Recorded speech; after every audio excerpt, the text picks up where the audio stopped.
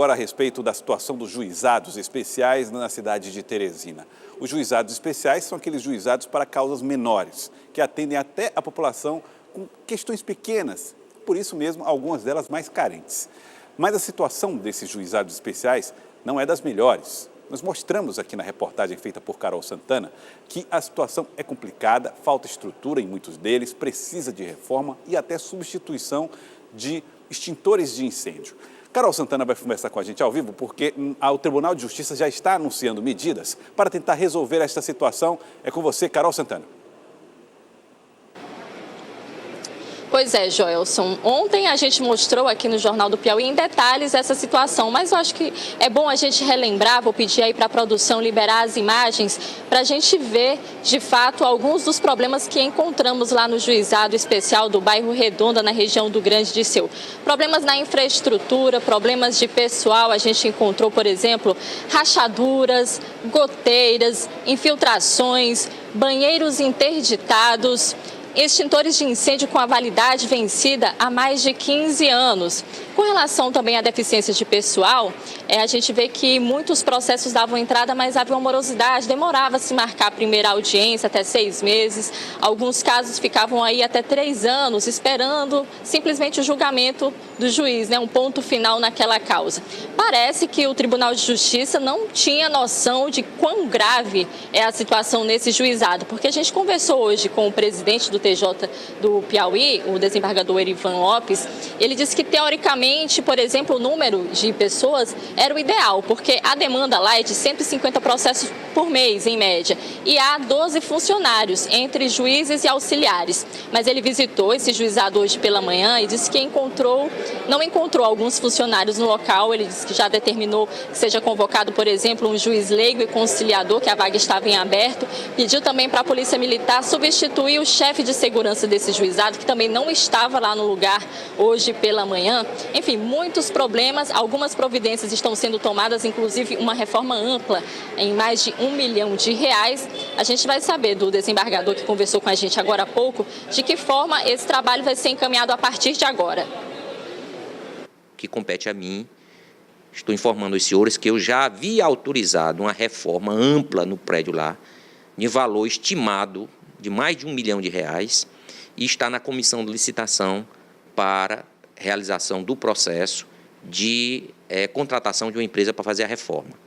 Determinei ao serviço de engenharia que localize na região um prédio que possa ser locado pelo tribunal para transferir a sede do juizado até que a reforma seja concluída. Um prédio que funcione em condições compatíveis para que o tribunal faça o pagamento da alocação, sem problema. Determinei ainda a Secretaria de Administração de Pessoal que credencie o juiz leigo e o conciliador, que são cargos que estão vagos lá. Determinei mais ainda ao chefe da assessoria militar que proceda à substituição do policial que deveria estar lá fazendo a segurança e não estava. E o resto, eu estou encaminhando formalmente ao corregedor, em razão dos servidores que eu estive lá e não encontrei o juiz, e aqueles veículos que a senhora viu lá abandonados, acumulando água de chuva e correndo o risco de permitir ou facilitar a reprodução do mosquito que transmite doença, aqueles são veículos apreendidos em processo do juiz de primeiro grau, e eu estou oficiando ao corregedor para que ele adote as providências necessárias para dar uma destinação. Bom, o desembargador Erivan Lopes, presidente do TJ, também disse que há um problema pontual de gestão lá, porque o juiz diretor, que inclusive recebe 5% a mais do salário para poder desempenhar essa função de diretoria, ele nunca havia pedido um fundo que é reservado para todos os juizados para pequenas reformas, para se fazer uma manutenção, e que o juiz diretor, que é o senhor Jorge da Costa Veloso, nunca havia solicitado esse fundo para que se fossem feitas pequenas intervenções. O desembargador presidente aqui do TJ disse que quer dividir responsabilidades, inclusive com a corregedoria do TJ, porque lá no mesmo prédio onde funciona o juizado do bairro Redonda, também funciona o almoxarifado e arquivo público do Poder Judiciário. Por isso que a gente viu tantos documentos lá que estavam sendo guardados, se é que a gente pode dizer assim, guardados de uma forma totalmente desorganizada. Também veículos que estão no depósito acumulando água da chuva e um risco potencial para dengue e outras doenças. Nós conversamos também então com o secretário-geral da Corregedoria, o Alci Marcos, que nos falou de um projeto de reforma do almoxarifado e o que é que vai ser feito com todo esse material que está lá e que não pode ser descartado. Vamos ouvi-lo. Vai haver uma nova construção do arquivo e do almoxarifado lá. O processo já está em avançado estado de licitação e a ideia é que ainda esse ano nós tenhamos um novo prédio ali que vai abrigar tanto o depósito quanto o almoxarifado.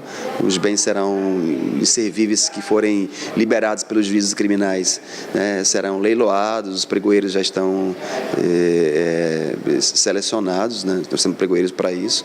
Alguns leilões vão acontecer de veículos que sejam inservíveis ao Poder Judiciário, outros bens serão doados para instituições não governamentais, cadastradas, mesas, cadeiras, computadores e os processos que estão lá, porque lá é o arquivo judicial, serão higienizados e tratados por contratação da Corregedoria. O prazo dado aí para que pelo menos o material, os veículos sejam retirados de lá é de 3 a 4 meses. Já vai ter acabado o período chuvoso, mas de qualquer forma pelo menos será será definitivo, né, essa solução definitiva. Com relação aos documentos que a gente encontrou lá, todos amontoados, ele me falou que há inclusive documentos históricos com mais de 100 anos de idade que estão lá sendo descartados daquela forma e que serão recuperados por estudantes de História da Universidade Federal do Piauí, será transformado em um grande museu da história do judiciário do nosso estado.